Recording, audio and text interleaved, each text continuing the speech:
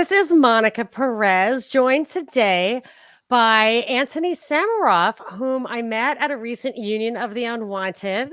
I've heard him on Charlie's show, Macroaggressions, on Sam's show, Tinfoil Hats. I'm sure you guys are familiar with those, and maybe you've heard Antony before, Mhm. but let's get to know him a little bit better. Hello, Antony. Thank you for being here. Hello, Monica. I can't tell you how thrilled I am to be on the phenomenal Monica Perez show. I have to say, in the lead up to this one, I got a couple of messages in my inbox. Oh, dude, you're going on Monica Perez. That's so awesome. She's one of That's my and favorite voices in this space, and it was, yeah, Thank you. it's And I think we were at Childeberg together, maybe without actually meeting each other. we've definitely been at one or two events together, and someone said, to my shame at the time, I was, You're like, who's that? oh, Monica Perez is here. Oh, she does a really great show. I was like, oh, cool. Yeah, I Yeah. don't, I was, we'll get into that topic of shyness. So I don't know if I said hello, but now it's funny because a seed can be planted and come to fruition a little bit later.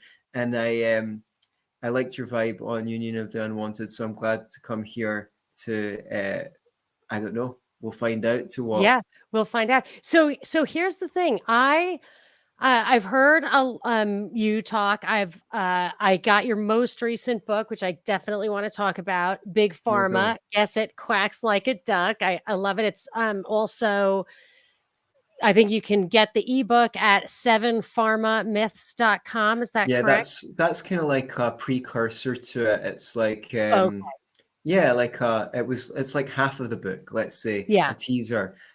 So yeah, you can get the free book at 7pharmamyths.com, or it's even better If if you you buy it. buy it. Yeah, Yeah, no, I encourage that. It's got the a 7 lot of myths work goes in into. there, which is why I thought Yeah, maybe it was, yeah. fully overlapping, but I like physical books anyway. I bought it myself, I do. and I really wanna talk about that, and I know it's your latest, but you have such a so I didn't know who you were when we shared the screen on Union of the Unwanted, so, Okay. shame on me too, because you have had such a variety, breadth and depth of work. And I want to talk about your background, your education. Mm. I think I've even seen you. Were you on the Libertarian Institute? I know you had a Scottish Mm. libertarian podcast, and I've Yeah, seen you we on did some of those. Scottish Liberty podcast for years. But when we started that show, there was hardly any libertarian podcasts, and there became so Yes. many that I remember when I used to do Be Yourself and Love It podcast when I started it. It was kind of like it's so annoying that more people listen to Scottish Liberty podcasts because that's politics and we can't do that much about it. But like I wanted Yeah. everyone to listen to Be Yourself and Love It podcast because it was actionable, it was the self-help stuff. And But it's you then but doing. later it flipped. It definitely flipped. So So what sorry. is the Be Yourself and Love It? It's Podcast. beyourselfandloveit.com, right? Well, Be Yourself and Love It podcast is it's kind of what I wanted it to be, was somewhere where someone could find like all of my best stuff. So me interviewing other people, me doing solo shows, being interviewed on other people's shows on self-help topics. And it was mostly just kind of personal development. What can we apply in the real world to make our own lives better? Heal for past traumas, improve our relationships, whatever. But now, since I've not been doing as much politics in the last couple of years, some of that kind of more like what's going on in the world that's interesting and is making a difference has kind of crept up in there. So it's a little bit of a mixed bag. It's one of my favorite shows, I have to say. So Be Yourself and Love It podcast, definitely recommend. And sorry, we can Yeah, go I from wanted there. to just say a couple of things about that is, all right, I have to put this comment up. I usually wait to the Okay, end, but Angela said Monica's the best, all all right. caps. So I had to put that up because I like to be myself and I love it. Oh, that's good. That's excellent. Yeah. And and So and yeah, and I came up with that name because at the time, my coach about 10 years ago, I was going into, starting my career as being self-employed. And he was like, see if a client, so imagine you met someone say like on the beach a year from now, and they'd done your online program and they got just the transformation that you wanted to get from them, what would it be? And he got me to go through a meditation. And when the idea came into my mouth, I was so like shy that I typed it in. I couldn't even say it. And then he read it and he went, "I love it." And my girlfriend was in the room, doing something in the corner. And I was just like, I said it out to her and she was like, "Yeah, babe, that's great." And then he said, and here's something I like about it. People say, "Be myself." You mean the person that didn't get dates in high school? That's the last person I want to be. So it's got that added dimension of it. It's not just enough to be yourself. You have to be yourself and really love it in order for it to be worth it. My kids went to a very particular school. It's a very small school, and I'm not going to call it conservative. It was very Catholic. Okay. So in some ways it's conservative, but like none of them vaxxed their kids. That's for sure. So I Wow. guess that's conservative now, but it was crunchy Yeah. granola at the time. Yeah, exactly. And It's so interesting how yeah, it shifted. but what she said to my daughter, I remember I went to like a little meet and greet with the other moms and I was walking out the door. My daughter said, remember, mom, don't be yourself. And I was like, okay, I gotcha. Oh, That's wow, that's probably right. amazing. And that just It's kind it's of kind means of that funny and cynical in a you're in cynical way. the wrong place. You're in the wrong Yeah. place. But it wasn't for me, it was for them. So I just, kept a lid on it. They don't like me to bring my conspiracy theories to even that side stream world. But yes, so it's a difficult thing to be yourself, to even know who that is, to Mm.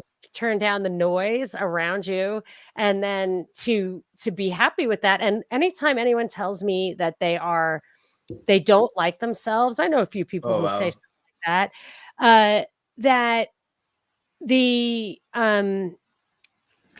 I say, well, identify what it is you don't like and change it. Mm. I mean, I think that's a reasonable thing to do. Is that something that you would ever tell somebody? I mean, if there is something you don't like about yourself, think about whether you should change it and maybe try to change it. Yeah, I know. Well, I mean, I guess that's motivated a lot of my like just not getting the results I want in life, or feeling like, yeah, you kind of have to like yourself enough to change yourself, though. Yes, you have to have some You have to want things for self-respect. yourself. Yeah. Yep.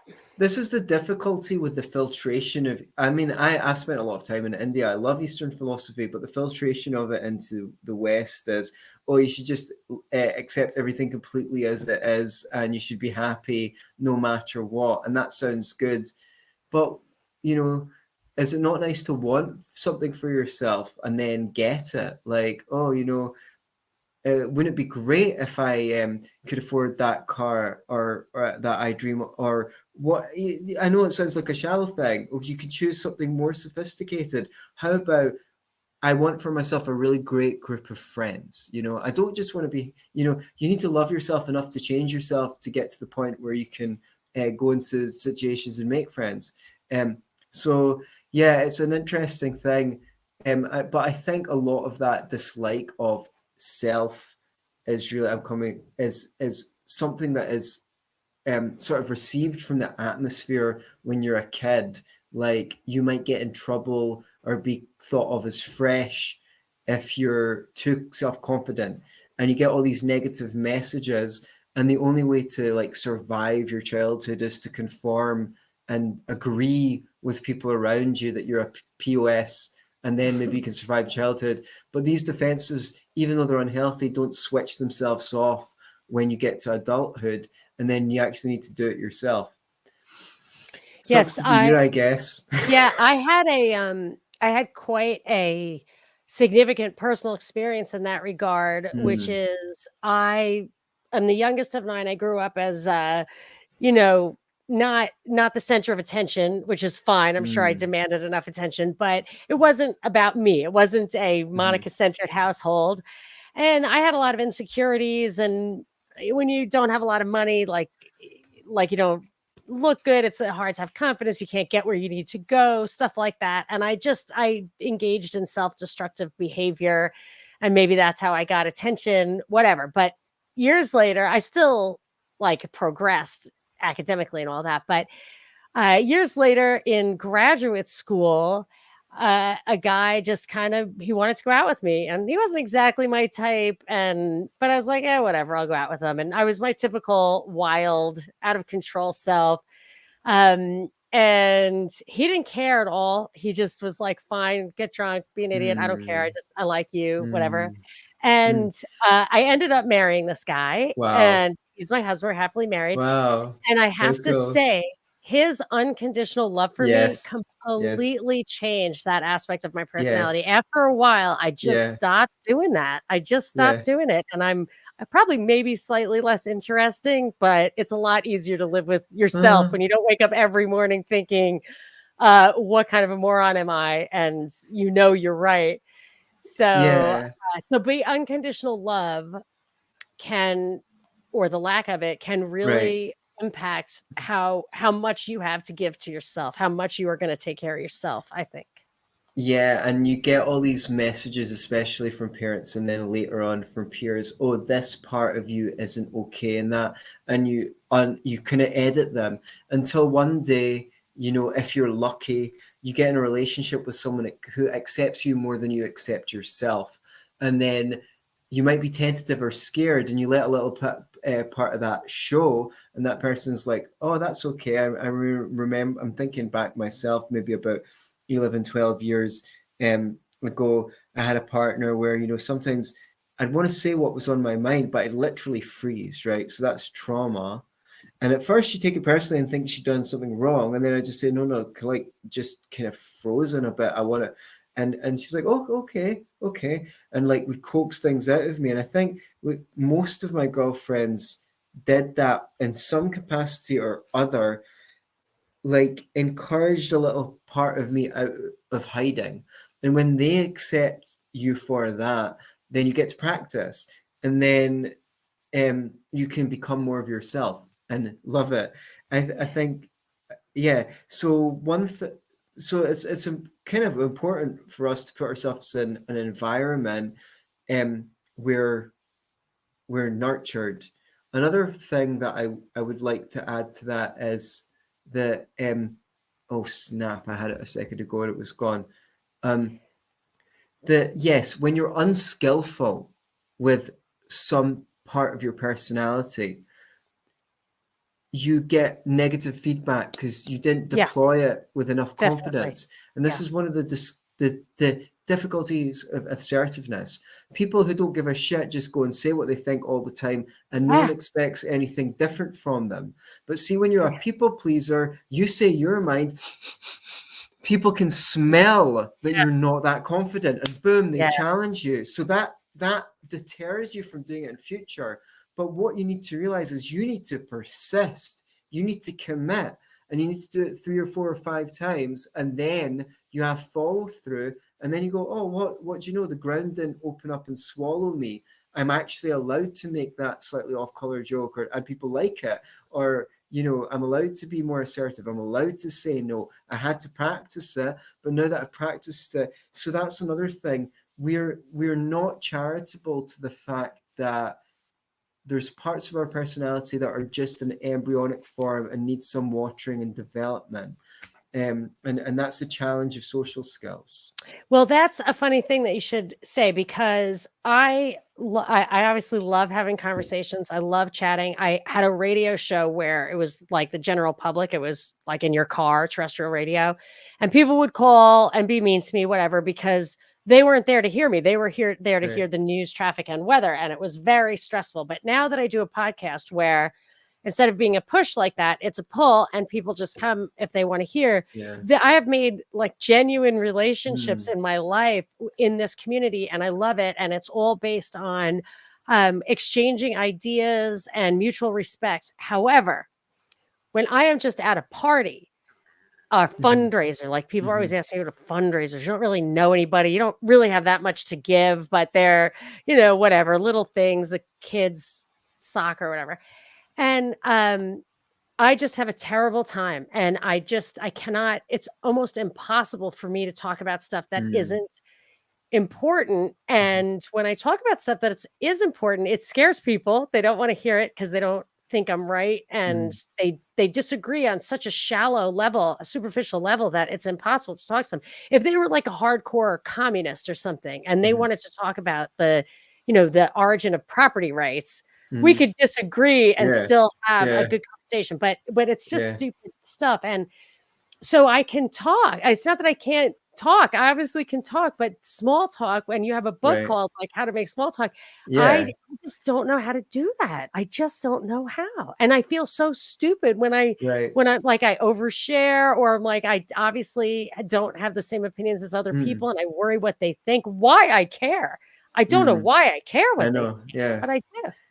Yeah, it triggers anxiety, and then you contract, and then when you contract, you sound shy, and then things don't come out the way that you want, and it's kind of like a vicious circle. Yeah, so that's a booklet also that's on Amazon Kindle. I meant to revise it like triple the length and put a paperback, but lots of stuff happened, including lockdown, that I'll go back to it one day. So it's only on Kindle.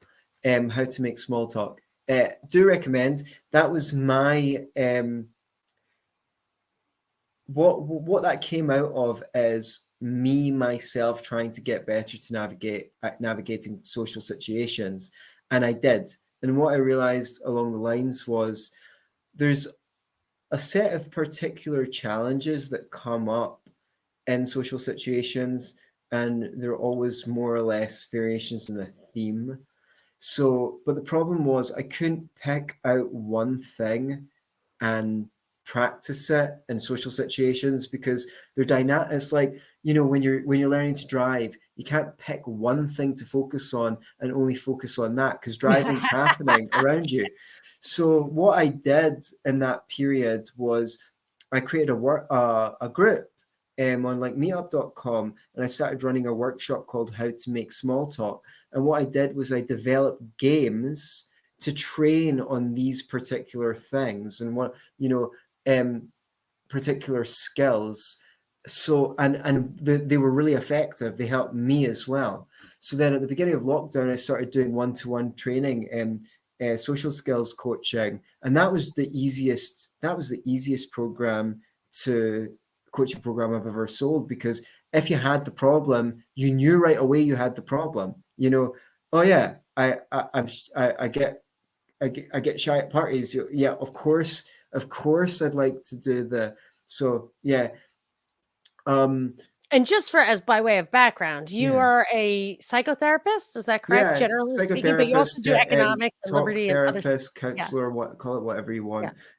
I do coaching as well. I help people. I help people yeah, is the best way to put it. And yeah, and then like sort of economics and libertarianism and stuff like that was a hobby that then yeah, became, okay. you know, I've always been a writer. So whatever I've learned about, I've always wanted to write about.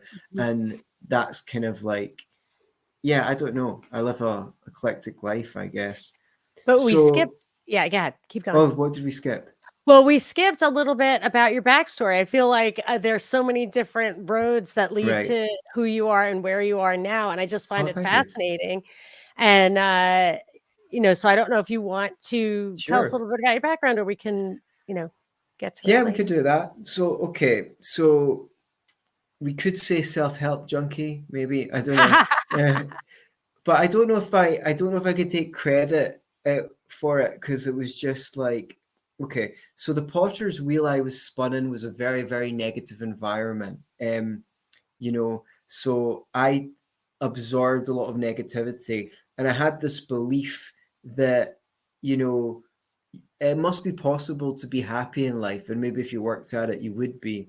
So when I, even beginning in school, I started in the kind of self-help stuff, and actually I had a lot of health problems that were too subtle for me to realize. Nowadays we know that a lot of these problems are caused by these, the things that they treat you with when you're just a little baby, when you go for doctor's visits, stuff like leaky gut, food intolerances, skin conditions are strongly correlated to these medical interventions, which they talk your parents around into giving you. None of us knew anything about that at the time. So I had all this stuff going on. And I think that, we know about the microbiome, it interfaces with your mood. So I think we could put quite a bit of the depression and anxiety I experienced growing up down to that kind of stuff as well. But so I learned a lot about alternative health, even into my early 20s, which obviously came in handy with the book. So I was coming to the end of my undergrad degree, which was in the humanities, and I was like 1 or 2 years before the end, and I picked up the book Nonviolent Communication. Some of you might have heard of it Yeah, before, I've heard of that. and I started practicing the techniques in that book on communication skills, and I was like, wow, this is really, really, really effective. And I started helping people in a kind of informal way. So coming down to the end of my degree, I was like, well, this is pretty rewarding. What do I want to do? Either I want to write plays, which I'd done. I'd written a few plays and had them on at the university, or maybe I could go into counseling. Well, I had to drag myself kicking and screaming to finish my plays. And I thought if I was only going to be a playwright, I better write 20 of them so I can start getting the experience to write something good. I thought probably that wasn't for me. So I went to study my postgraduate in counseling studies, and I've been practicing as a therapist ever since. So you were So born, raised, and educated all in Scotland, or did you live elsewhere for a time? yeah, I didn't. I've not. It was basically I started to live on. Well, yeah, I started to live out the country starting during COVID. I spent Yeah. about 18 months between Mexico, America, and Costa Rica, and then I came back for 6 months. Then I went back out. Came back for 6 months. Went back out, and and that's kind of what I'm doing now.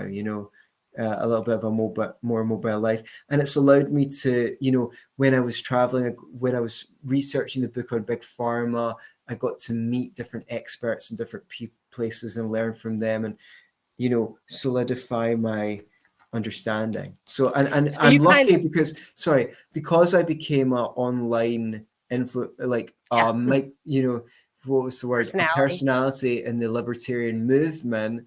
I had online clients for Yeah. counseling and coaching, and that allowed me to live a kind of mobile life, if you like, because I I was feel working like online. your approach to any topic is kind of like your approach to your own self, like Right. figuring out pharma. You just figured it out Yeah. and then you wrote about Right. it. Same thing with you Right. did a book on universal basic income. Just Right. figured it out. Right. And it sounds like that's what you did about yourself and you help Thank other you. people to do that too. So last thing about that stuff, and then I want to move on. I do want to hear a Oh, little bit cool. more Yeah. about the small talk, and then I want to talk about big pharma. But with your work, so to the extent that you do counseling and Mhm. workshops online, is that correct? And then I wanna Yeah. Yeah. I want a lot of my bread and butter is one-to-one stuff. Yeah. And I was yeah. running the How to Make Small Talk workshop weekly in person in Scotland up until lockdown. Oh, So wow. yeah, so that's where, and then it was So in yeah, go on. okay, so now give me some pointers on how to make small talk. Okay, Help so me. this is a good thing. Okay, the We can first give people an example of what they can get from you. yeah, I think there's some really big misconceptions. The thing is, you can give people people want a takeaway, and you can give people information, but really to get good at the stuff, you have to play you have to practice. So one of the things is, I would say they're putting pretty bad misunderstandings about small talk online. One of the things is, if someone asks you how you are doing, and or what you do, like a lot of people don't like asking that question. They feel like they're a deer in the spotlight. um, I remember when I was a kid, other children would say, what school do you go to, or what football team do you support? And I hated it because I thought I was going to be judged. But as an adult looking back, what I realized is, they didn't really give a fuck. What they were trying to do is find a way to connect with me. And the same goes for if someone asks you what you do or how you've been doing lately. I have had, I've been out in clubs and bars where girls have point blank asked me a question, and I have completely ignored their question and just told them what I wanted to tell them as though they hadn't said a single thing to me, and they didn't give a single second's thought to it. So if you don't like the topic, find something that you're comfortable speaking about and speak about it. You know, people are going to ask you your job, about your job. See, I was So, raised that was a rude question. well, yeah, I mean, it just depends where that it's cultural. It depends where you Yeah. live. Well, So, I think it also depended on the fact that my father maybe didn't think being a truck driver was as cool as I thought it right. was. So So, he you didn't know, want people to ask. exactly. But people are going to ask you about it. So have a fun question. I hate it So when people have ask something me. fun Yeah. prepared. I don't wanna Right. tell anyone I'm a podcaster because then they're gonna listen to it and Oh, right. Okay. my kids think Great. me at a party is bad. Wait till You those know, people listen to the podcast. I had a friend who was an accountant, and he was like, "Yeah, but it's easy for you, Anthony, because you talk to people online and stuff like that. I'm an accountant. That's fucking boring." I'm like, "Why don't you just go?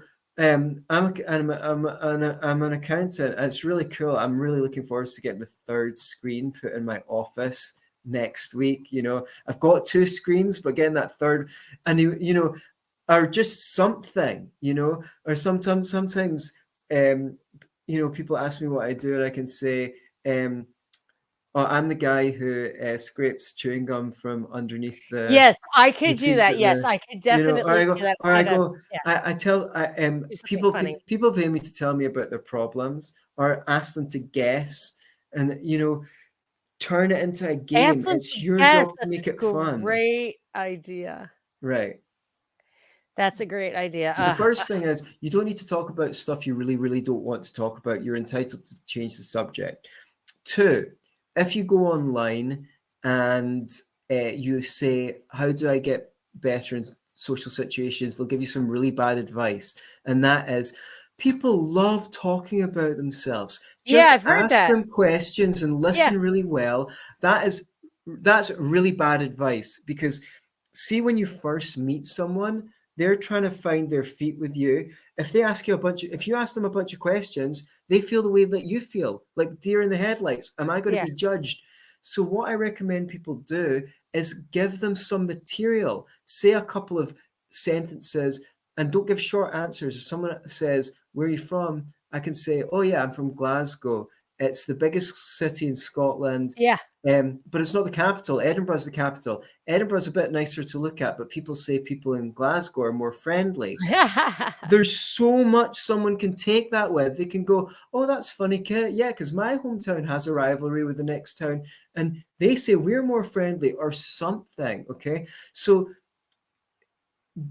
give people something to work with, and the way that I recommend that you do that is, anytime someone asks you or you make a statement, think, "Can I add one more detail to that?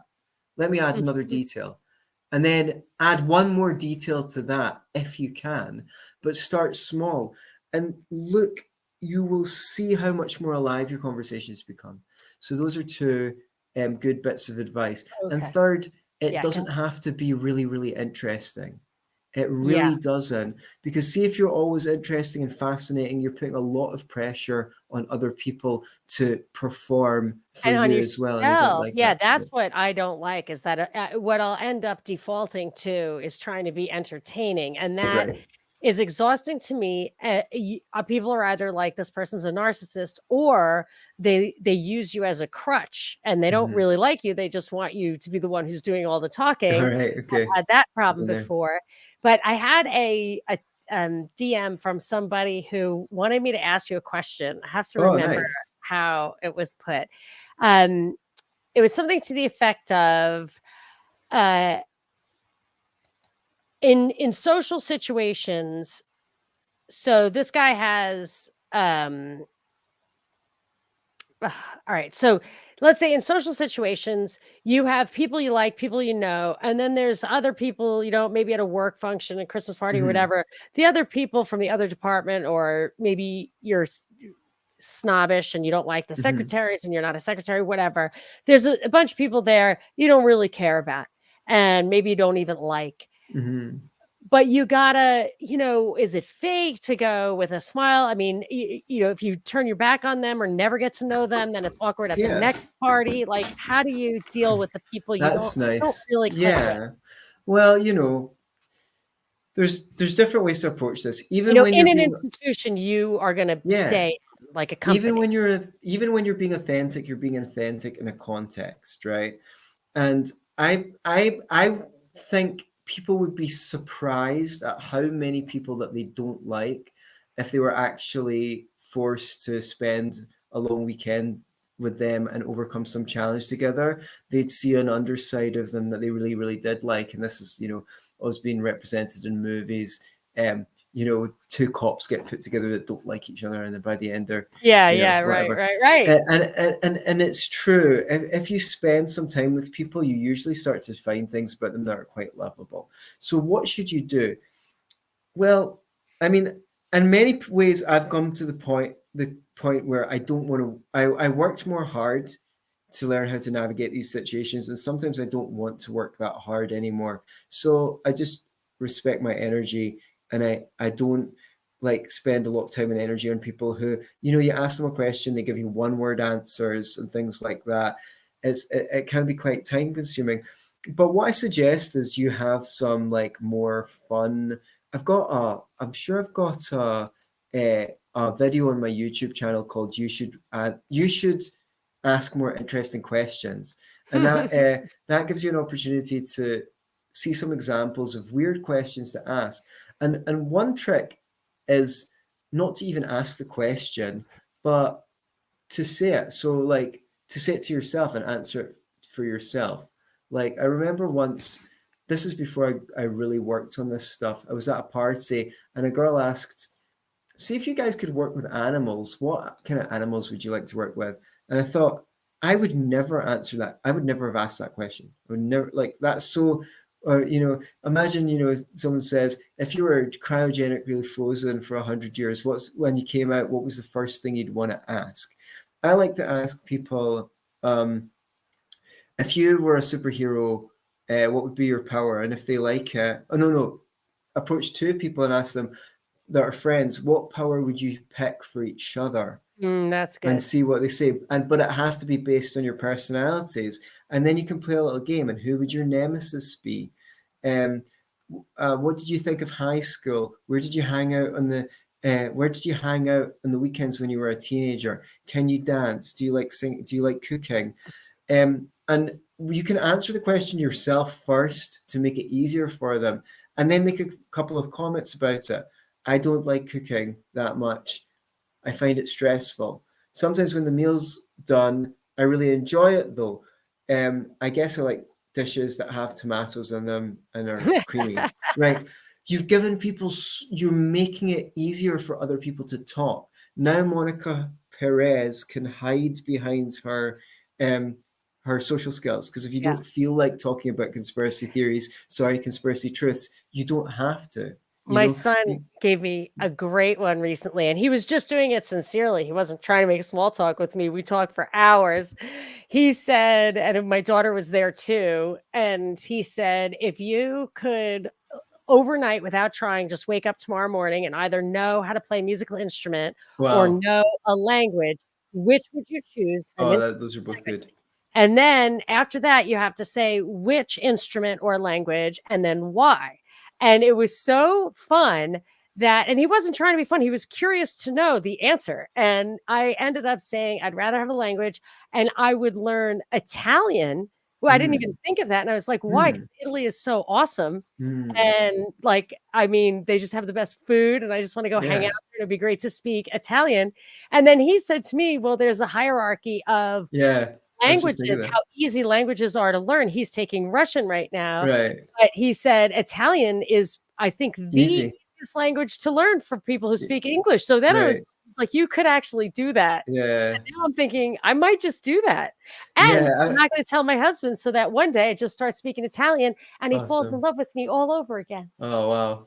Yeah, I was thinking that as well. Like in terms of bang for a buck, like if you're getting a freebie, you might want to choose Italian, or sorry, you might want to choose Chinese, or Oh, yeah, because you can do Sanskrit. How about Italian on your that? own. Yeah, wouldn't that be amazing if you could just magically Good get point. See, this is a the great conversation starter. yeah. Yeah, exactly. So that shows. So what I mean is, in these kind of work do's, like the thing is, what I would do with if someone came for me to coaching with this is we try and prepare in advance so you can Yeah, try something new out. You because could it's go into that. nerve-wracking. Yeah, You get yeah, and nervous, and that shuts your brain down. right, and then you can try it out and see what the result is. And I said, guys, try and choose a question and ask it to like 6 different people, because the first time you might do it, you're not going to be skillful at it because you're not Yeah. used to communicating in that way. So you just give up. But if you try it a few times and see where the conversation goes, you go, oh, I can see, like, for my superhero question, I can expand on that and go, and who would be your nemesis and what would be his power? But because I can see What color would your cape be? yeah, I mean, we gotta have a things girl will question open in up, there. you know? It's, What would your costume look like? yeah. So it's like, it would be interesting. It's like you can ignore those people if you want to, but you could make a kind of game out of seeing if, like, hey, can I actually make something happen? Like, instead of sitting around at this work function waiting to be entertained by someone, could you create uh, a scene, like something interesting? Could you make something really fun happen with people you didn't think you got on with?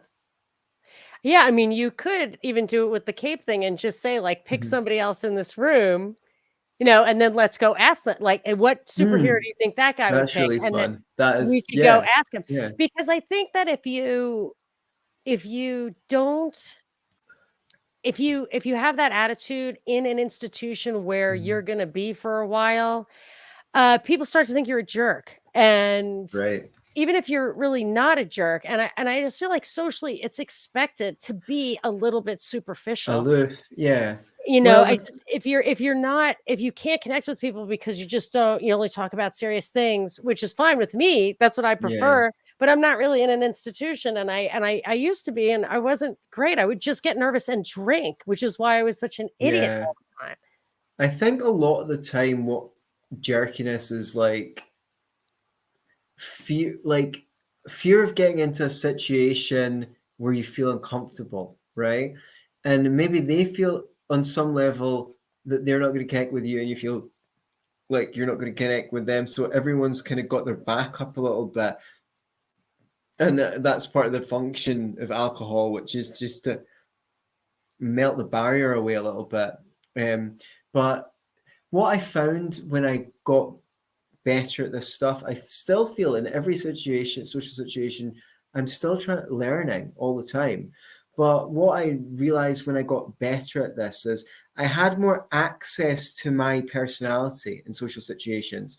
So whereas before I did it, my sense of humor would really come out around 5 or 10% of people. Whereas now it's like 80, 90. I can get, and instead of waiting to click with someone, I can create a click by using my humor, by being more, by being, by, by putting myself in social situations and doing things I felt uncomfortable with.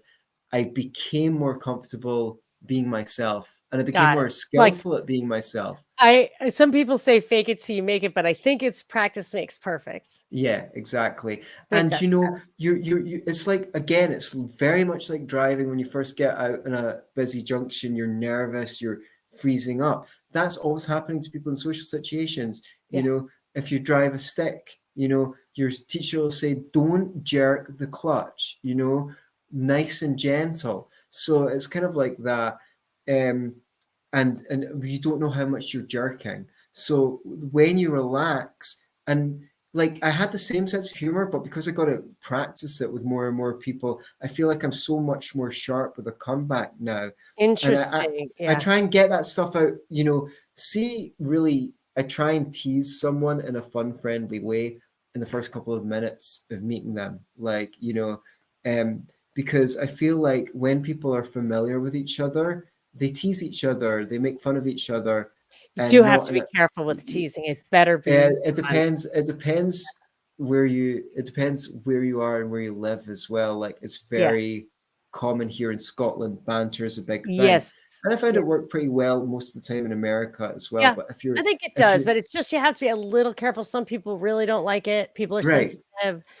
And that's not that bad either in my experience, because when you get it wrong, then you need to address that and you need to go, look, I'm really sorry. I was kind of just jerking around. I thought you'd Yeah. find it funny. And then you realize that the world doesn't end, that a hole Yeah. doesn't open up in the floor below you and suck you into You wish hell. it So, would. so I've done that. I've done that a number of times, and I feel very, very comfortable that I can repair the situation if it goes wrong now. Whereas when I hadn't had that experience, I'd be scared. Okay, so I would like to move on to the pharma topic, but not without telling people if they want to access some of your help. And this isn't sounds like an infomercial, but I'm Oh not. no, I don't mind that at We all. were going to talk about the pharma thing, but when I saw about all the other things you did, that was more, equally interesting because this is actually very interesting. So, can you just tell people kind of the best go-to place for them to Sure. find workshops or your personal, what's the best thing for them to do to access some of your wisdom on this? Oh, yes, sure. So you can email me, Anthony at beyourselfandloveit.com. I also have a form at beyourselfandloveit.com where you can basically book into my calendar. I don't worry about the time and date because it might be off. I will send you an email and schedule one manually because I keep on moving time zones, so things like that. Yeah. And so yeah, so um, but yeah, get in touch with me and say what you'd like help with because this is a pretty good time over the next couple of months to speak to some new people anyway. So I'm getting new energy in my life. Yeah, isn't that great? It's nice. Mhm. Change is good. I think was it C.S. Lewis? I would assume it was who pointed out that seasonal change is really good. Like predictive change is great. Mhm. Like unexpected changes can be very disruptive and chaotic. And I always feel like to renew yourself, to refresh yourself, Mhm. whether it's to get a job or, move or learn something new. It's good. It's good. I like it. And I wish we could get back to, and this is maybe a nice segue to the pharma thing. I wish we could get back to a time when I'm not gonna say a time when we didn't know how truly sinister the Mhm. powers that be are, but, like, maybe more of a time when it didn't matter as much. Like, I just look at COVID as Yeah, such a the world's not. crime against humanity. It's a crime against humanity, and that those are our overlords, so it's hard not to worry about that. I used to think about, you should renew yourself every 5 years. Like, I used to my husband would say stuff like that. He likes that kind of pop Mhm. stuff, and I cared about things like that. Like, we could focus on, I went and saw the sakura blossoms in Japan. That would be something that would be like a lifelong dream, but I and it would be cool, but I feel so much worry about the world, and I like the way that you have said there are things you cannot do Mhm. anything about, and there are things that you can do things about. So stop worrying and start Right. controlling what you can. Yeah, not no one could do everything, but everyone could do something. So, have you ever, some of you guys might have heard Mike Rechtenwald. He wrote some good books about, strength, springtime for snowflakes and stuff like that. And once we were on a call and he said, but don't you worry about like I can't remember exactly what it was. It was the social justice warrior, the culture war Mhm. stuff. And I was like, no, because that's your job to worry about, Michael. You worry about that, and I worry about the stuff that it's my job to worry about, Yeah. which is, so choose something that you think you're capable of making a difference in and dedicate your time and energy to that. And if everyone finds out where they're effective, we can all make a contribution. What I often say in my talks is I'm fighting this with every breath in my lungs, but I'm doing it with a smile on my face. Because if you get miserable, if you get black pilled, then they've already won. They've broken your Absolutely. spirit. So I mean lockdown. I went on tour of America during lockdown. I got all these speaking opportunities and things like that. Why did it happen? Well, I didn't want to be in lockdown in Scotland, so I left. I went to America. I went to Mexico, and you know opportunities arose because I chose not to be a part of it. I know if you're You in put yourself Australia or out there. something like that, yeah, I put myself out there where things could happen. And a lot, yeah. So it wasn't it wasn't until I went to an event in New York and they told me I couldn't get in because I didn't have a Vax pass that I was like, whoa, this stuff's really, really, really, really, really real. And I was speaking out against it and things like that. Um, I feel like if you have a calling, you might be put through some. Don't get me wrong. It had its share of challenges, and you might be put through some misery, but it's very rewarding to have a purpose in life. And I think a lot of us gain a sense of purpose from trying to do good in a crazy world. Trying to bring sanity to a crazy world, and that gets you through the difficulty. If people don't have a sense of purpose in life, it's really challenging to go I through these ups and totally, downs. totally agree. I know a gal, young gal, who just is engaged in self-destructive Mm-hmm. behavior. Her mother worries about her. And I mean, my first response was she needs a goal. She needs a Mm. goal to work Mm-hmm. towards, something that she values, that she Yeah. can spend her energy on, and until you have that, and I'm lucky because my kids, despite my every effort, and I have a lot of witnesses here, I'm just like, "Buy a farm, I'll give you the money for a farm, learn how to make, ferment foods, please." One of my my daughter wants to be a lawyer and my son wants to be a doctor. I just feel like I don't know where I went wrong. But the upside is that they're so focused on school, and they do the internships and they're learning things. And I'll tell you, on the way down to the tunnels as the system circles the drain, as long as there are still laws, it's not bad to have a lawyer on your side, hoping that she's on our side. And it's always nice to have somebody who can sew up a wound in the tunnel. So I'm fine with it. But the Mm-hmm. fact that they're focused on it, even when social things happen, whatever, that anything that upsets them, they get good grades and stuff, and they feel like they're working towards something, and it's easier for to say, okay, this too shall pass. Like, you need a goal, and I Yeah. find that extremely important. And something that contributes to the well-being of others. When you feel like you're making a difference, when you feel like you're helping people, it really uplifts your mood. Agreed. You feel like that you've got a purpose beyond yourself for being around here. You know. So is that why you do things like take on subjects that aren't necessarily going to further your, your paycheck, or maybe it will. I mean, people should buy it. Yeah, I don't know. I But you put a mean, lot of effort into this, and, yeah, so shit. I what mean, made you're what made you decide? Because you really have to decide to write something like that, and then I want you to tell me yeah. Well, okay, so I came back from traveling for 18 months. Weather was miserable for 2 months, and so was I. And then the weather turned, and I suddenly had a really good mood. And I was contributing an essay to someone else's book, and when I finished that, I was kind of considering what the best use of my mind was, and boom, I just knew it had to be this book. I'd already written about the economics of healthcare. I'd ghostwritten a book for a naturopath, and I learned a lot about natural health that way. Plus, everything I learned from overcoming my own food intolerances and things like that. Yes. Well, no, I hadn't done that yet, but my other conditions that I'd mitigated and things like that. You gotta tell me about And oh no, no, psoriasis. yeah, Psoriasis. I I'd need done the all answer these to fasts. psoriasis. So yeah, basically, I felt like a lot. First of all, I'm a theatre critic, or at least I was. I wrote like 150, 200 theatre reviews. Cool. So what I developed was a punchy style, and that's why people like my writing. They're Yeah. like, oh, it's so chatty.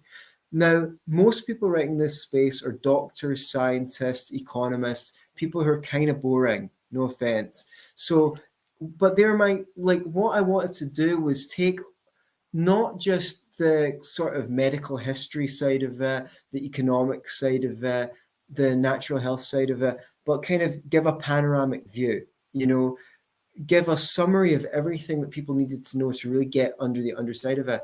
And I felt like I was the only person who could do it. And after COVID, I felt like, or still at the tail end of it, maybe, no, it was kind of just after it, I thought there was really nothing there was nothing better I could apply my mind to. So I was getting up every day and I was working at this, and I had such a sense of purpose. And that's what got me Yes. started. And it took a lot longer than I thought it would. All But right, yeah, I that's wanna what led actually me get on. into the myths, but you Sure. have to tell me before I forget, how did you cure your psoriasis? My Okay. son is plagued with it. He has Oh Down man. syndrome, so he has celiac and the psoriasis. I mean, it just tortures him night and day. Actually, Stella Yeah. gave me some amazing. Our friend from Australia sent some awesome goo, and I put it on his legs. It's Hmm. awesome, and I wrapped Saran wrap around it, and it has been improving. But I'd rather improve from the inside Right. out with that. Sure. So it's not really a simple question to answer, Yeah. Okay. unfortunately. Yeah, I understand. So what's the diet like? And He's are hard to there control because he has Down syndrome. oh So okay. yeah, but he has Do celiac, and have he you will not eat noticed gluten.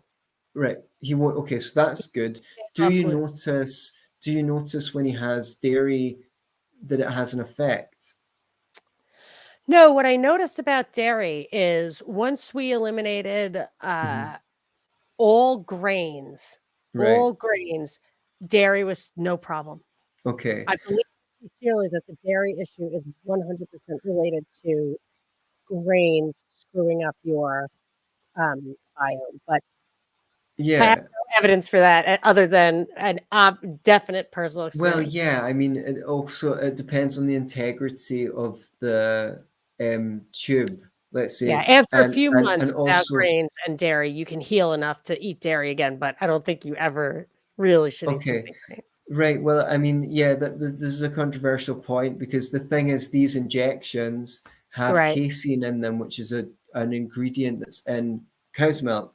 So Yeah. eh, when they inject that into you, they can create food Oh, sensitivity. yes. So these jabs Yeah. are Yeah. actually creating food allergies. Yes. What do you remember? Uh, did you see when your grandma was a girl? Did all her friends have peanut allergies? No. No. My mother was There's very old, and there's a she had legume. nothing. She Yeah. would not go to a doctor, and she lived to 95. A little bit, but she wouldn't. There's a legume oil from peanuts in some of these injections, right? Oh, So the peanut interesting. allergies do not come from nowhere. I Okay. wondered And where the heck they came from. right. Okay. So the thing is, what we tend to think, and it's a case by case basis, is if you've got skin problems, it's to do with the gut. So it is like a Okay. restoration thing. For me, I did like a lot of fasting and long fasts as well. Um, uh, juice cleanse where you have nothing but liquids and things like that to give the whole system a Yeah. rest and things like that. He's a So little it's difficult to difficult. manage. Yeah, exactly, because you're You not can't in starve that control. kid. Yeah, He's too exactly. strong. So getting rid of the grains, that obviously was a really, really good thing because there's a high level of sensitivity to those. And I think anyone with um, skin conditions should be thinking about cutting them out for 60 to 90 days. You know, if you go and look up Tim O'Shea, um, he's got a whole detox. He's got a whole detoxification program, uh, and yeah, and that includes supplements and things like How do that. you I don't spell get that? Is it, Tim, O T-I-M? dash TIM Yep. O dash SHEA. It's on his YouTube channel. Um, you know, I kind of am very aligned with his. He wrote the book Okay. "Vaccination is not immunization." So this is like real. Like what I wanted to do following the book is run a detox retreat a few times a year, Yeah. 10 days, 4 times a year, and have people come down so I could teach them what all the protocols are and they can take them home as Mhm. well.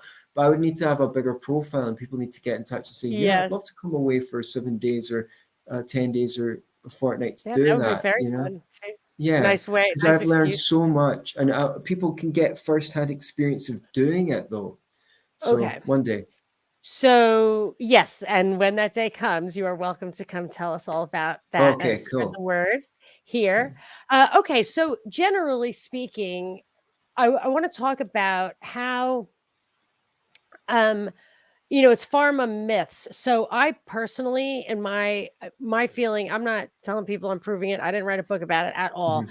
But cancer, I I wouldn't be surprised if the truth were told that the number one cause for cancer is chronic pharmaceutical use. That's Interesting. my belief, is that the people I just think of, my nephew died at 40 of colon cancer, and my dad, he was 79, but it was colon cancer, and they both took a lot of pharma. Mm. And my nephew took Accutane, which had to change its name because it lost so many lawsuits for causing IBD or IBS, like bowel problems.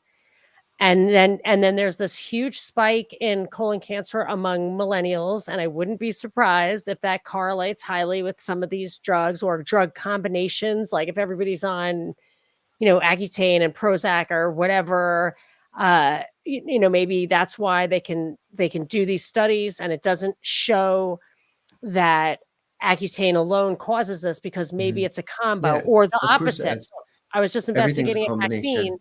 and it said there were no side effects, but the study was done in comparison to another Right. vaccine. That's what they do. That's what they I mean, do. that's the worst science I ever saw. I mean, I'd heard of No. it, but I was really trying to find information here, and I was like, Right. "Well, this isn't giving me the information. I'm confident that both of them cause the same thing." Anyway, so I really feel like I personally worry about pharma because of that, Right. but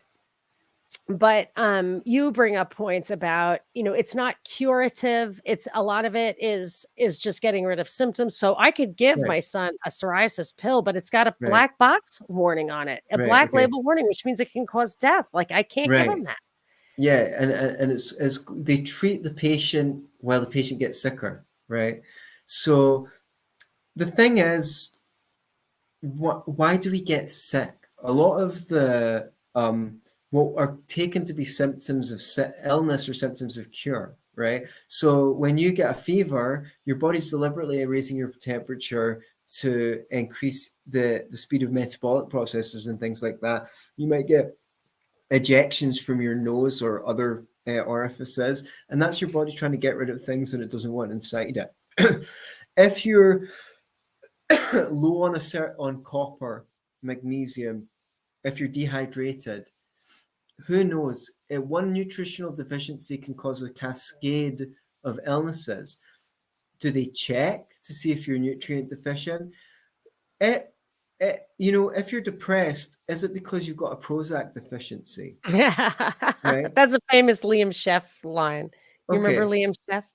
I don't know who that is, but He was he was it goes an OG. He was like a New York Times writer, and he right. discovered the conspiracies around AIDS, and he wrote about Okay. them, and the New York Times like spiked his stories or Oh yeah, rewrote yeah, them.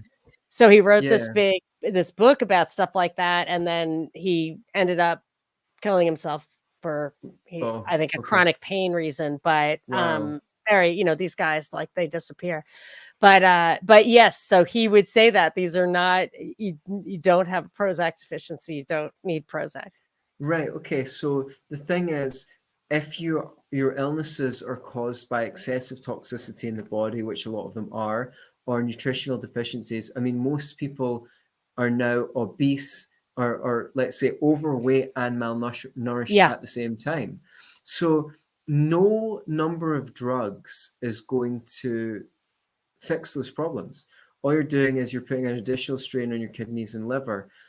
Is there ever a place for a drug? Well, I mean, arguably, you can give someone a drug in some circumstances to alleviate their symptoms while you look for the Mhm. underlying cause, while you Yeah. address the underlying cause of the problem. Um, so there's a small number of factors involved.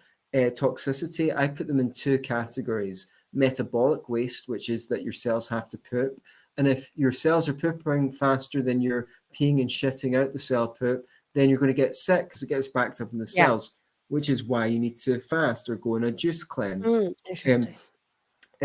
but then there's the trickier stuff, which is the environmental toxins, things you're breathing in that are off gassing from your furniture, um, microplastics, heavy metals, all sorts of that, well, and then you could say herbicides and pesticides, which are going to kill off your your microbiome, right, to make your digestion function less well. So then there's toxins, there's nutritional deficiencies, then excessive tension in the muscles, often caused by trauma. Um, then there's the energetic flow, which some people believe in, chakras Yeah. or Yeah. channels Yeah. and chi and stuff like that. And then there's the social and psychological elements. And then maybe you had an injury. Do you know what I mean? So there's a limited number of factors, but drugs, the body's not a chemistry set, so you can't just um say let's they now deny they now admit that depression isn't caused by a lack of serotonin, but let's just pretend for a second that it was.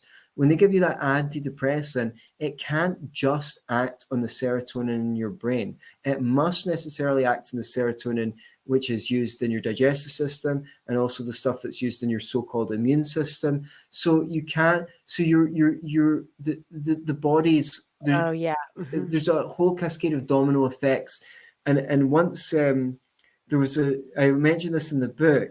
They had a drug. I can't remember what it was for, but it accidentally caused hair growth in a small number of patients. So they just switched the side effect with the intended effect over and said this was a hair growth tablet that changed your blood pressure. Do you know what I mean? So there's no Yeah. such thing as a side effect. There's only an effect. And if Yeah. anything, side effects are actually diseases. If you, Yeah. if you take Yeah. an NSAID and it gives you a headache, they've given you a new disease, right? Yeah. Yeah. So, Wow. That's so true. so don't take drugs unless you absolutely have to, is my Right, yeah, view. because that's actually the problem with the psoriasis cream that bothers Right, me is that there's an underlying problem, obviously, and we've just gotta get to the bottom of it, and it's very difficult. He gained weight recently, I think that contributes to it, actual weight itself, fat in the body, but anyway, we'll see. And so what is your view on kind of how they what's the motive? How do they get away with that? Why do we all believe kind of something that's not true about pharma? Why do we all have faith in it? Why is it right. the default position? Is It's it, so you difficult. think that they wouldn't lie, lie, they couldn't get away with it, media would, Yeah, journalists would yeah, all tell of them it. out. Like, why do we all believe it? Well, people trust their doctor, and even people who are skeptical will say, "Oh, you should go and get checked out." You know, when I was learning about fasting, my mum would say, "Oh, you should speak to Jonathan, my older brother's friend Graham. He's a doctor." And I'm like, "Why would I speak to a doctor about Yeah, fasting? That's yeah. like speaking to a priest about motor car racing." I I I I fasted with the supervision of one of the world most preeminent fasting experts in the world, right? With almost more experience than anyone on the planet of supervising fasts. Why would I ask? But that's what people think. So Yeah. I guess they think that it can't, like, first of all, also the pharmaceutical companies take credit for everything that surgeries achieved. So the fact that, oh, doctors saved my dad's life when he had a car crash. Okay, when it comes to trauma crisis care, Yeah. they're miracle workers. If you get a cut, a contusion, if you burn yourself and need a skin graft, it's amazing what they can do. But I have to tell people, surgery is not pharmaceutical medicine. Yeah. And that's how part of the way they trick people is by lumping them together. And then there's the fact that people think we're living longer because of pharmaceutical medicine, when actually it's because we've got refrigeration and fresh Yeah. water, and we Think live in bigger. sewer Yeah, systems we've is got like the sewer number one systems. thing. We live in bigger And of spaces course than it we used would to. be. Yeah. Think about So, it. That's why they so say the birds have avian flu because they're in their own poop all the time. right, okay, They and look sick 'cause they're sick. and we have access to of it's got worse over the last 50 years, but we've got much better access to a far wider range of healthier food than everyone had when they were poor as hell. Do you know what I mean? And now the food's worse because it's the Yeah. nutrient content isn't as high and it's spread. So thing that Well, but yeah. life expectancy has been going down since 2013. So that's But taking its let's just toll. talk about the food thing for a second. It could, just to play devil's advocate, it could Sure. be that people aren't starving because we have mass produced food Hmm. and it's a rich man's problem that it's not good enough for Yeah. you. So if I went to Okay, Whole Foods sure. all the time, I would have a much better diet than if I just lived with the bare minimum of regulatory compliance, which I think is obviously not working because Whole Foods has Right. a better outcome and the regulatory constraints are probably non-binding on them. But anyway, so yeah, so what do you think about that? About is it that it's just the price of not having people who are hungry? Oh no, I mean, yeah, you could we I think we create enough food for 10 billion people a year. So Yeah. We definitely have we're the capacity for farming. Yeah, 14,000,000,000, yeah, twice no, the you Earth's yeah, right no, now. like I had a really great guy on my show, Rory from Ecozyme, I think his company is, and he was talking. He's in business teaching farmers to farm in a more uh, let's say ecologically friendly way, and their yields increase as well. So it's more of like a Yeah. propaganda thing. Like we could. The thing is, you have to realize that in most of history up until the Industrial Revolution, a tremendous percentage of people's income was spent on food. Like, I don't know what it was because I don't know how much Yeah, housing was, like but more you're than talking, 100% probably yeah, sometimes. a tremendous percentage. And Now, that's what then, being poor is, more yeah, than exactly. 100% Yeah. of your Then, money needs to go to food. then as we got richer, we got used to spending a smaller and smaller percentage Right. of where now we've got cost of lockdown crisis and massive inflation. So the Yeah. price of produce has gone up a lot. But even paying that bit extra for organic food, um, in the grand scheme of history, you weren't spending a huge percentage of your income on food, really, compared to what they did in the past. So, if we were willing to invest in, it wouldn't be that hard to restore the soil with minerals and things like that. It might take 20 years or something like Yeah. that, but That's yeah. it's not that hard to do, and people would be a lot healthier. Yeah, I wanted to say, so I always was a big fan, or I believed that it was a good thing, and I think he definitely believed he got a Nobel Prize for it. I forget his name, but he was responsible for what was called the Green Revolution in the '60s, Right. where his discovery or invention, I forget what it was, made the yield of any given piece of land 4 times what it had been before. Oh, wow, And cool. I was like, okay, this guy single-handedly ended poverty. Right. But I read more recently, I mean, I'm just reading squiggles on a page. I'm hoping they're correct, or, that I can believe at least this far. But I read recently that that really wasn't sustainable, that there Mm, was a kind of rebound effect over time. And it left people like in India, for example, no longer connected to their heirloom or heritage ways, mm, mm, and they could not return to a more basic kind of farming, and the green revolution stuff wasn't paying off, and so it kind of makes the mm, country dependent on on exports or imports, and maybe more chemical based farming and stuff, that it actually wasn't they aren't as the poor have not benefited as much from mm. those modern conveniences about farming than we might have been led to believe. That is Yeah, a possibility. there's been a lot of FUCK array No, around I don't farming care. and things like that. Well, yeah, and they went to the so-called third world and bought up tons of land at knockdown prices so that they could force the peasants to work on whatever terms they wanted, and they sold growing tobacco with tons of chemicals on Oh, it, yeah. and then people couldn't get off the dependency on growing tobacco. Yeah. There's tons of stuff that's happened, but there's also like electroculture where people would use like copper and wood to and that's really, really making a comeback now.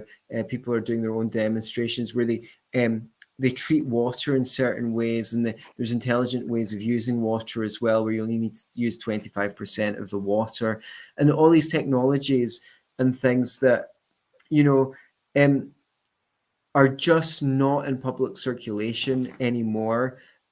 Some of them are new, some of them are old and are being back, and because of the internet, people are getting access to them, are able to try them themselves.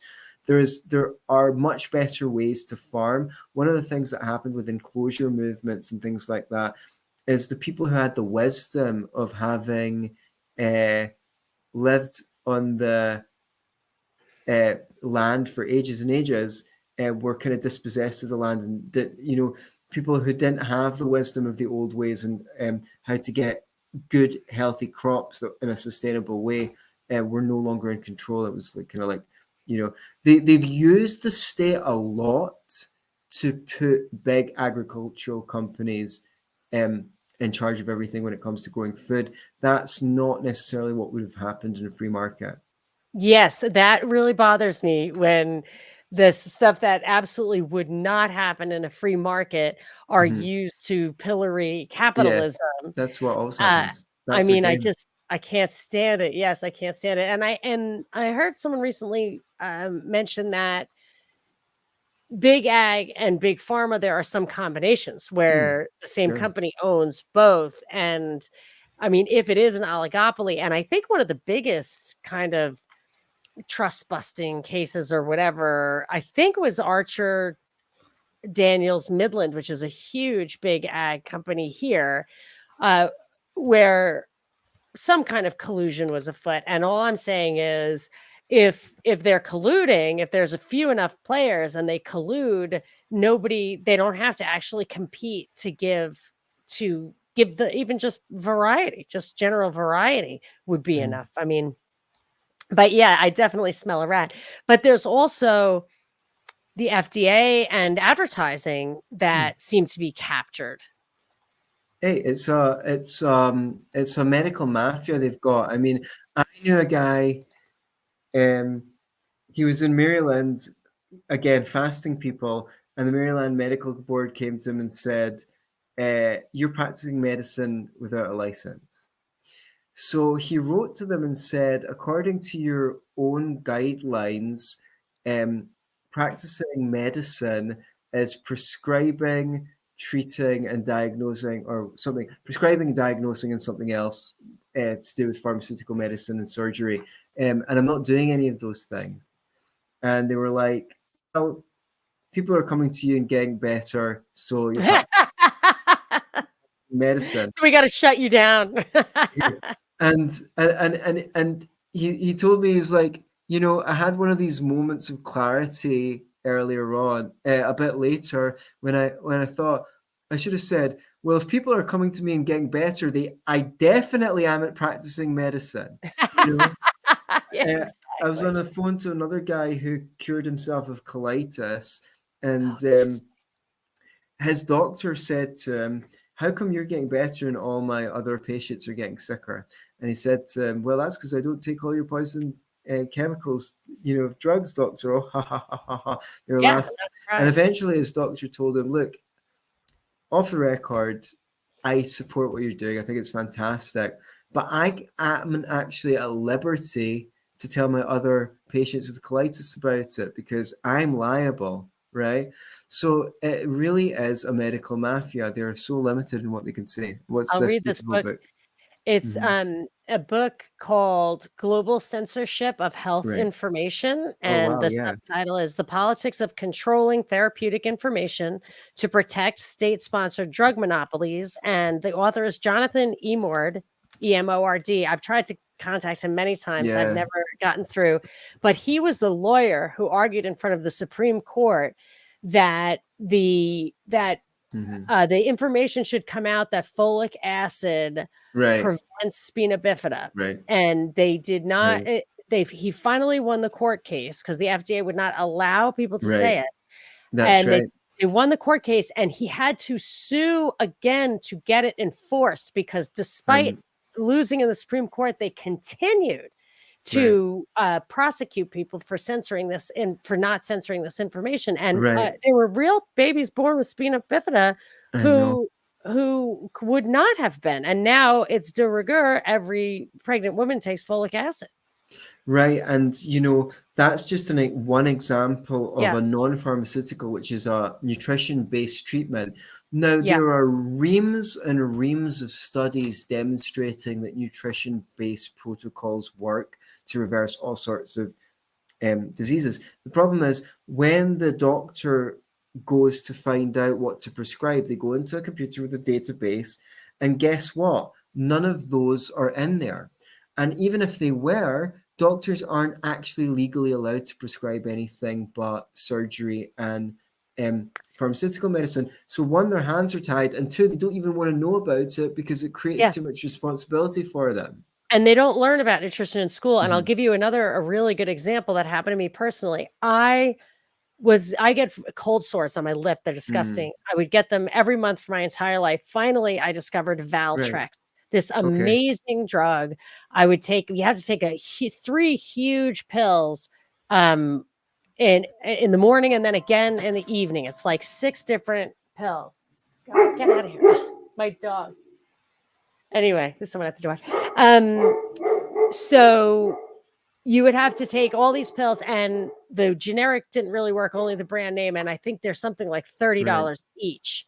Right. And this insurance doesn't want to pay for it. And I was complaining because I said, I don't want to believe in viruses, but what is this thing? I don't know. And this antiviral is the only thing that works. And a tweet said, you should figure out why you get cold sores. And I was like, Yeah. I don't know. And I did. And it's a Right. lysine and arginine should be Right. have a ratio in the body. And my ratio obviously is my lysine isn't enough, and stress and sunlight will eat your lysine. Okay. So anytime I had, or like sickness, uh, I would have a lysine deficiency. So I just switched from taking 3 giant Valtrex every time I, felt a cold sore coming on, to taking 3 giant lysine. Or maybe I take one every other day. And if I take one every other day, I think I went 2 years without getting a single cold sore. It's Well, just a lysine deficiency, and lysine you need it for stress and everything. So I was suppressing that symptom, depriving myself of a very basic important amino acid nutrient. that I absolutely needed. And I would really I would challenge anyone who's had cold sores. I took 1,000 milligrams a day to prevent it, Right. but then I started nosebleeds because it's also a blood thinner, which is probably good for some people. But you got to be careful with it because it's a natural substance. But I got 1,000 of them for $15, not a Wow. half a one for $15. And so I'm just saying there's proof positive that there's a nutritional answer to this thing. It is absolutely not shared by, I've been to many doctors over this. Mhm. Yeah. Yeah, I recommend for anything in that kind of bracket, hydrolyzed collagen. Yeah, I put that in my bone broth.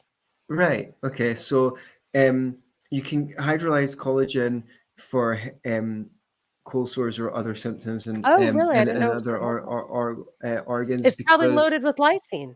yeah, exactly. Amongst other things, and what the thing is, the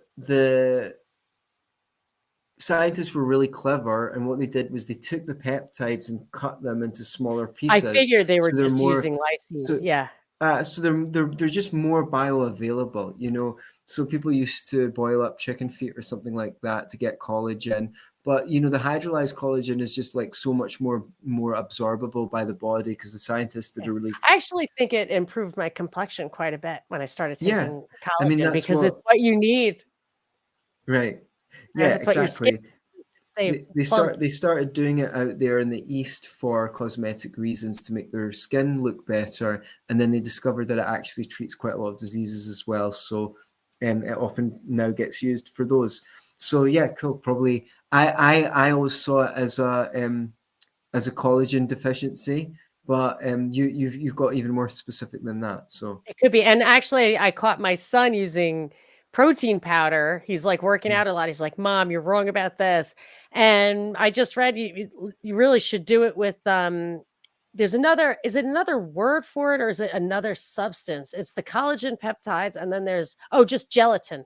I think Right. gelatin is a related substance, but I read in this Kate Deering book, How to Heal Your Metabolism, she just makes a protein drink out of stuff like that. If you need Right. protein, and she likes, do it with bone broth because it has phosphorus, and that, calcium, phosphorus, animal muscle. I know you're like, I don't know if you're a totally plant-based guy still, but we're not. And you just have to know some things about how to balance. We overconsume muscle. I think that's why all the studies show, or that's when they point to studies that prefer a plant-based diet. I think what Mhm. they're actually identifying is overweighting animal muscle in the non-plant diet, whereas you need Mm. liver, you need Yeah. chicken's People. feet, and you need phosphorus to offset some of the hyper nutrition in the muscle.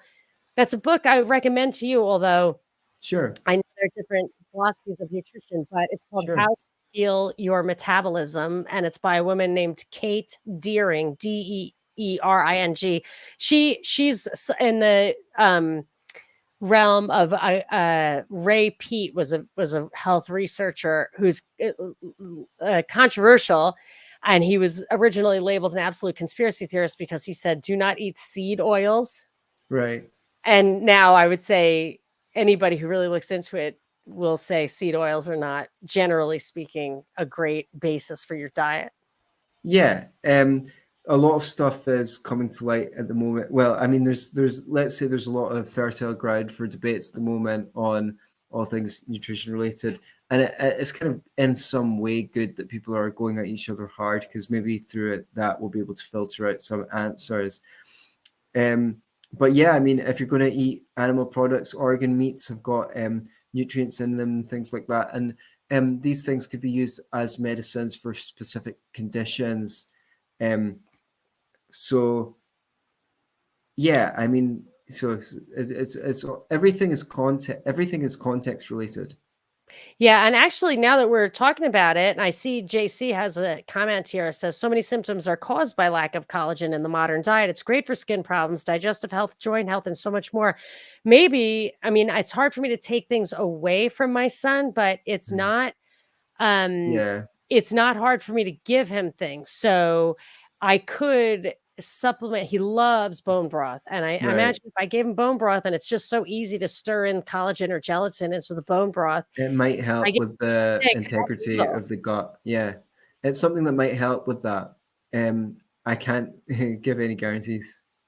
No, no, but I mean, it certainly isn't gonna hurt. I mean, I know Mm. that because 'cause I've been using it myself for quite a while, and it does nothing but help. I mean, I am absolutely confident that it supplements my many, many factors of my skin regimen. Collagen is an important part of that. Mhm. So, I I don't want to I wanna encourage people to, support you and to get Oh this, yeah, great little book, Big Pharma. Guess It Quacks Like a Duck by Antony Sammeroff.